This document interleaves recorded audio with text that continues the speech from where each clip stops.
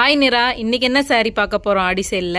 இன்னைக்கு வந்து சூப்பரான வதனம் பட்டு சாரி தாங்க பார்க்க போறோம். லைட் வெயிட்டான ஒரு செமி சாஃப்ட் சில்க் சாரி. இந்த சாரியோட ஆக்சுவல் பிரைஸ் வந்து ₹999.